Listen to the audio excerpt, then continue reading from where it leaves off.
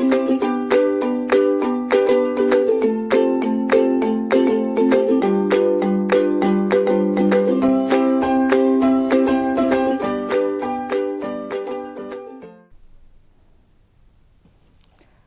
my dear students. So, today we will be talking about SQL operators, their precedence, what we follow while using these operators, and we will be also talking about the basic idea of tables that we can create through SQL, update through SQL. We will be talking about views and their indices. Right. So, in the previous lectures also we have discussed that SQL is basically a very powerful query language. It is not only used for extracting information from the database, but it is also used for maintaining the database. That means, we can change the structure of the database, we can change the content of the table, we can modify the table, we can update the data in the tables. So, to start with all these things, before that we need to know about what are the operators of SQL. So, without wasting any time, we will start with the SQL operators. So, when we talk about the operators, wherever we talk about the operators, we usually talk about the arithmetic operators first. So, similarly for the SQL operators also, we have the first set of operators as the arithmetic operator. In this, we can classify that first set is the unary operators. In the unary operators, these are positive and the negative expressions. Right. So, the unary operators stand as the positive and the negative expressions. After that, we have the set of binary operators. Right. Under binary operators for SQL, we have multiplication, which comes first, then we have division, addition and subtraction. Right. So, do not get confused with the unary operators. The unary operators, when we talk about the plus and the negative sign, these are the expressions. These are the expressions, and this addition and subtraction are the binary operators. So, this set makes the complete arithmetic operator set. So, let us move to the next set of operators. We know that after arithmetic operators, we usually talk about your comparison operators, then your logical operators, followed by the set operators. So, over here you can see these are the set of, the first set is your comparison operator. So, now what is a comparison operator? They are basically used to compare two values. Right. So, what are we going to compare what are the actual operators which are used to compare the values? We have the equal sign for equating to, seeing whether two values in the database are same or not. Then we have greater than, lesser than, greater than equal to, lesser than equal to, not equal to, right, not, and the bracket. Right. So, these are the comparison operators which we will be using while implementing our SQL queries. Right. Apart from that, we have some more comparison operators that are used along with these basic operators. We have in, right, when we say a value, whether that value is in that selected row or column or not. Right. In, not in, to select, to see whether it is there or it is not there. So, if we want to see that whether this type of a entry is there in the database, we will use not in, we want to check that this type of value should not get into the database. So, in that case we use the not in operator. Similarly, we have is null, right. So, we can specify that a value can be allowed a blank value or not. Is not null. So, we will see when we talk about primary keys in database management system, we will see how the primary keys are used with a not null specification, because we know that when we have the concept of keys, the keys cannot be left blank. So, we will use the not null function in that case. We have other operators also like all, exists, not exist, between a value x and y. So, we will be using all these operators while we will practice the SQL queries, right. Then we have the set of our logical operators. So, all logical operators are and, or and not. So, these are the operators about which we will be talking again and again while implementing our SQL queries, right. The last set in this group is the set operators. In the set operators, we know what we have, mainly we have the union and intersection. So, you can see we have the union operator, the union all operator, which is used for uniting two tables or relationships, right, and all the values in it. Then we have the intersection operator and the minus operator, right. So, these operators are used in the same way that we have been using them in relational algebra or in tuple relational calculus or in domain relational calculus. So, the basic structure remains the same, only the way of writing the syntax differs, right. Now, before we move with our SQL queries, we need to know what is the precedence that we follow while we implement the SQL queries. So, these are the operators that we have seen and what are the precedence that we will be following. So, when we talk about the operator precedence, these are the operator precedence that we follow for SQL and that is implemented for any relational database management system. So, you can see we start with the enclosed subquery. So, whenever we talk about SQL, we know that we have queries in SQL and we also have subqueries in SQL, right. So, what happens whenever we are having a subquery in a SQL, we try to solve the subquery first.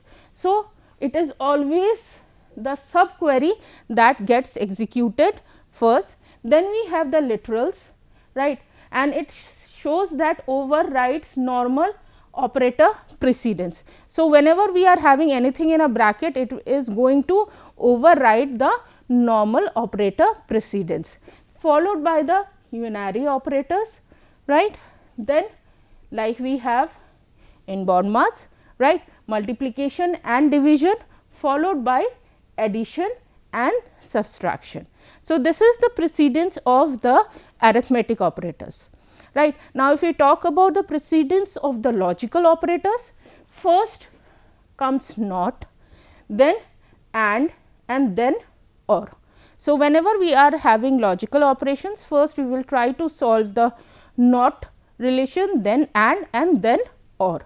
Similarly, for the set operators, first comes union, then comes intersect and then comes minus. So, union or union all will come first, after that we will take up intersect and then followed by minus, right. So, these were your the precedence. Now, let us come to the concept of tables. So, we all know that whenever we talk about a database management system, we have relations, we have entities, right. Okay. So, when we have something like a department, a student, right. So, your entity is the department and the student, and maybe there is a relationship in between them like the result, right. But when we talk about SQL, like when we talk about relational algebra, everything is a relation. Similarly, when we talk about SQL, everything is a table. The entities are also table and your relationships are also tables. So, this is the basic structure of creating a table. First, we know that we will be creating the database. After creating the table database, we will be creating the table. So, this is the method for creating a table. This is where we are creating a student table. So, this is basically we are creating the schema of the database, right. So, you can see we are having the structure of the database along with the integrity constraints, that what data type it has to take and what is the limit of the data type. right. So, this is how we create the table. So, let us go into it and see. This is how this is basically a DDL statement, because we are creating a table into the database, right, and this table student is going to get into the DBMS catalog, right. It is going to go into the DBMS catalog. Catalog is basically where we have a collection of tables, right. So, this is the syntax: create table. This is the table name, student. This is the table name, right. These are the attributes, right. Registration number is the first attribute, and it has been specified a data type character, and the maximum size is going to be 10. That means, maximum 10 characters. Similarly, roll number again of character type. We can keep it numeric type also if we know that the only numbers are going to come in the roll number, right. But for the time being, we have kept it character, because we do not know whether it is numeric or alphanumeric. So, character with maximum size 10. Then we have the student name with varchar 25. Varchar means the maximum size can be 25, ranging from 1 to 25, right. So, varchar is a variable character type. Then we have the father's name, again varchar 25, again a variable type, right, followed by the branch of the student, again varchar 05, right. Then student telephone number, we are sure that a telephone number cannot be alphanumeric. So, in that case we are taking it as integer, right. And now, what next is specified? We have specified the roll number as unique. What does that mean when we are specifying something unique? That means that particular value cannot be taken up by some other tuple. So, if the roll number is 005, no other student can have that roll number, right. So, the roll number is unique, and the primary key which is taken over here is the registration number. Again, primary key is also unique in nature, right. It cannot be also taken up by any other tuple, right. So, this is how we create a table. Let us see few more tables, the creation of few more tables. Now, this is a set that we will be doing. We are using some DLL statements to create some new tables. We are creating the result table, employee table, and the department table, right. So, the first one that we are creating is the result table. Now, if we talk about a result, we all know that a result cannot be a entity. A result is always a relationship, but because in SQL everything is a table, that is why we are creating a table for result also. But because it is not a proper entity, so we are creating a foreign key to define this particular table result. So, you can see we are creating table result.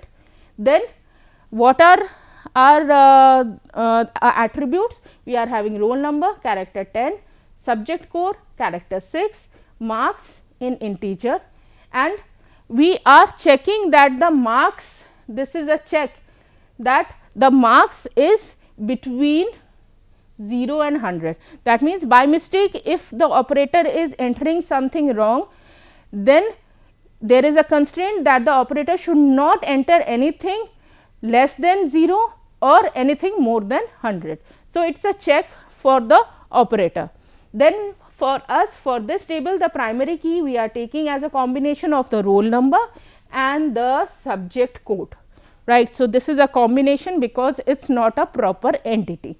So, how we are taking these keys? We are taking the foreign key roll number, and the reference we are taking from the student table, right. Reference of the roll number we are taking from the student table. So, this is how we create the foreign keys. Let us now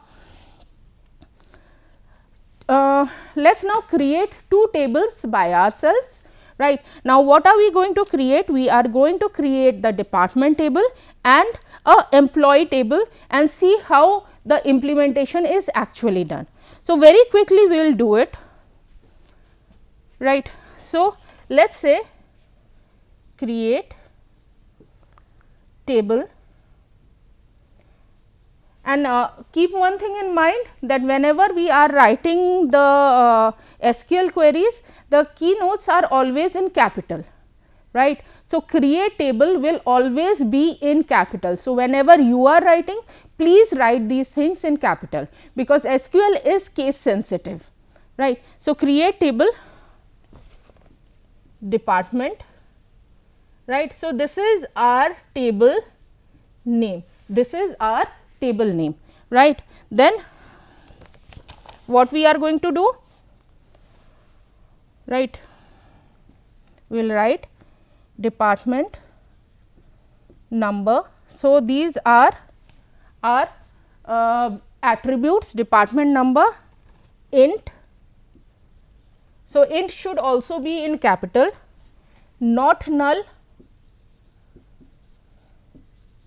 That means, the department number should be of integer type and it should not be it should not have a null value. That means, we have to enter something as the department number, right. So, this is not null will also go in caps, right. Then let us say department name varchar, varchar will also go into capitals, right.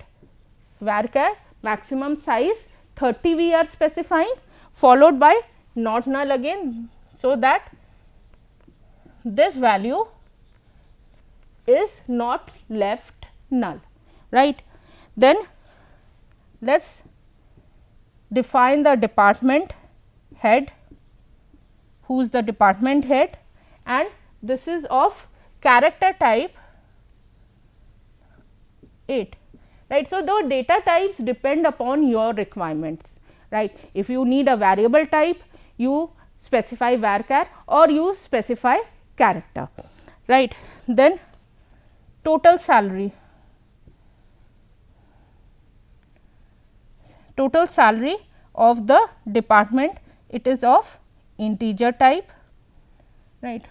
We need a comma, right. And then we are specifying the primary key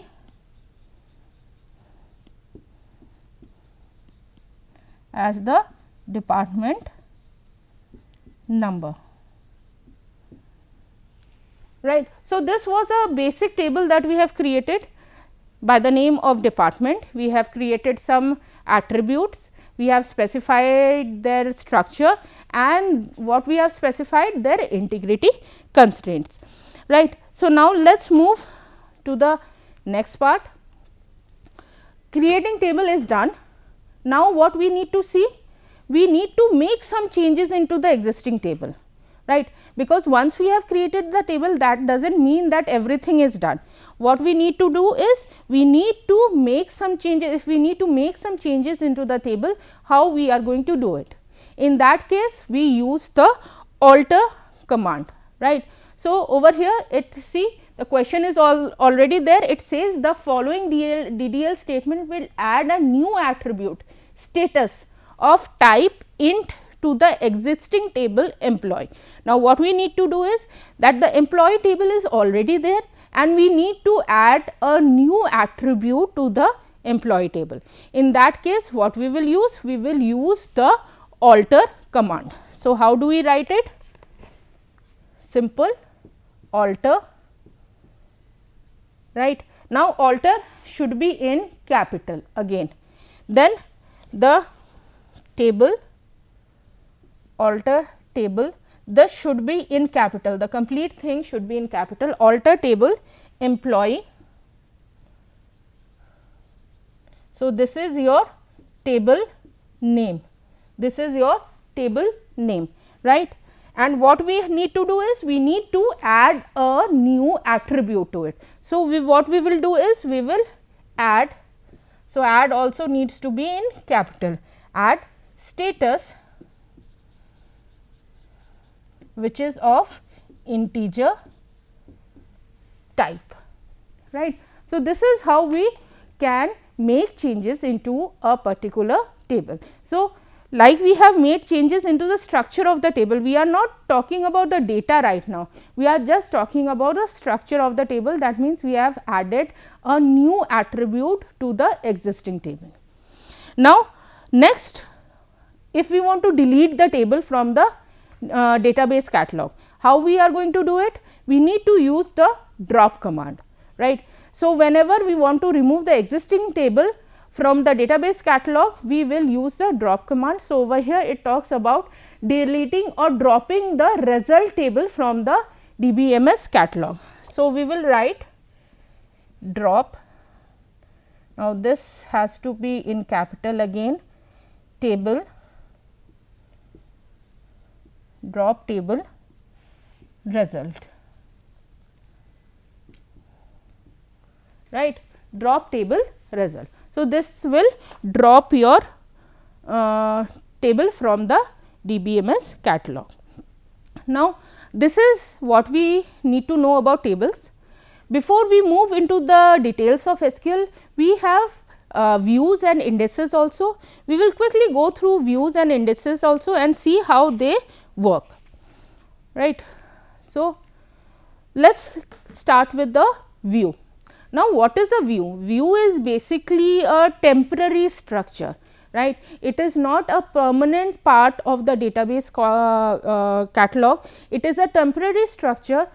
You create a view, you use that view, and after you have finished using the view, that means the execution of the query is done, you the view automatically gets deleted, right. So, this is a over here we will take an example where we will create a view named department total salary, right, department total salary with two attributes, the department number and the total salary, by selecting the department number and total salary of the existing department of the existing table department. So, we already have a table department, right. We already have attributes like department number and total salary.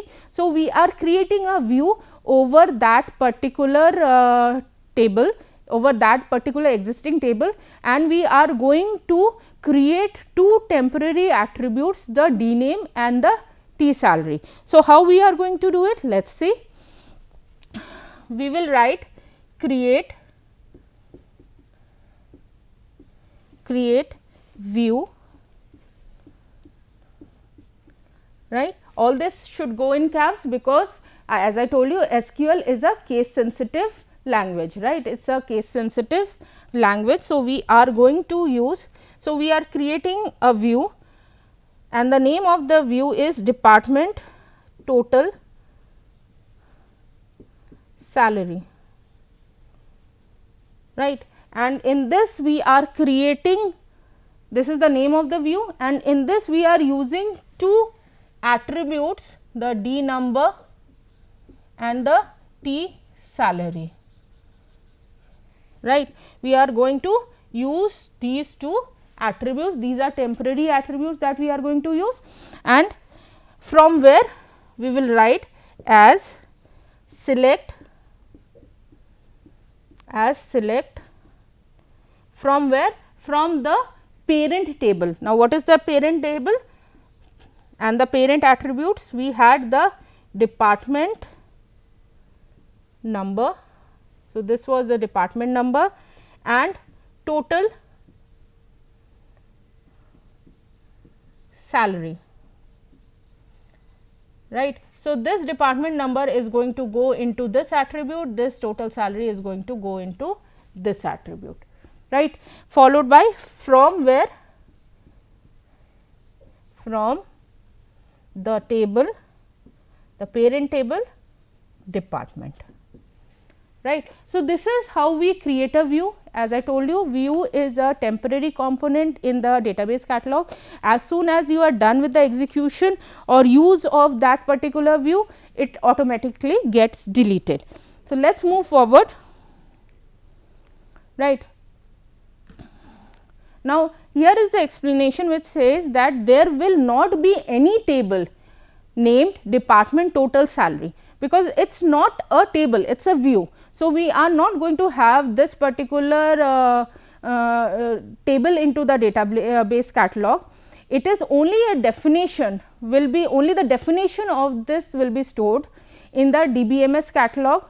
Whenever a reference is made to the department total salary in any SQL query, a table will be created with the help of the definition, and the table will be deleted after answering the query. So, we have created a view, it is not a table, it is not in the database catalog, but it is not there in the database catalog, but what we are going to do? We are going to temporarily create it, and it will be deleted once we are done. So, let us see the view that we have created in the previous slide. Let us see how we are going to use that view. So, we will say select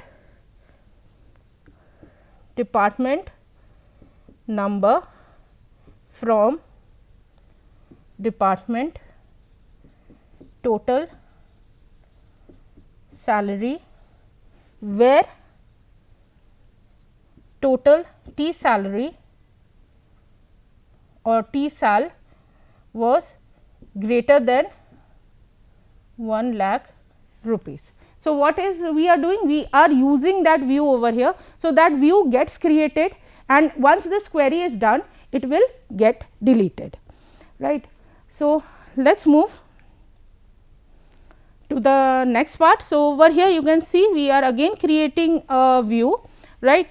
So, this view, the following SQL statement will create a view named department average salary, right, with attributes department number and average salary from the existing table employee. So, what is the parent table? The employee table, and the attribute average salary is computed by taking average of the salary of all the employees in that particular department. So, you can see we are using the create view. This is the name of the view, these are the attributes of the view, right. These are the parent attributes from the parent table, from the parent data from the parent table, and then we are using group by department number, right. So, this is how we create and use views. Now, if we want to delete any view during execution, what we are going to do? We are going to use the drop. So, we say drop view department total salary. So, this is simple drop view in capital followed by the view name. So, this was all about views. Now, let me go through the indices quickly, right. So, the following statement will create a unique index on the primary key EID of table employee, right. So, over here we will see how to create a index, create index. Now, this all has to be in capital, right, E index, right, on. So, this is your index name. So, I have given it the name E index, right, E index on what? On the employee EID comma department number. So, what we have created? We have created a view on the employee table, which is we are taking two attributes right now, the employee ID and the department number. So, on this we have created a view. When we want to create a view on a single attribute and we want it to be unique, so in that case we create a unique view. So, for that we will write very simple, we write create unique index, right, then E index. Let's say I am say because I have already created one index. So, I am writing it E index 2 on employee, right, and on only the EID. So, this is going to create a unique view for you. Before I end, I would like to also discuss right. I would also like to discuss how to create a composite view, how to create a unique a composite index, how to create a unique index, and how to drop a index, right. So, how to create a composite index? For creating a composite index, we will simply write create index E dot index 1 on employee E ID and department number. So, like the basic indexing was done, similarly it is the same format that we use for composite index also. How to create a unique index? I have already told you, in front of index we will just write the unique word, right. And lastly, how to drop an index, how to delete an index? We will just write drop index followed by the index name, followed by the index name. So, drop index in capital followed by the index name, that will let you delete or remove the index on the table. Thank you so much.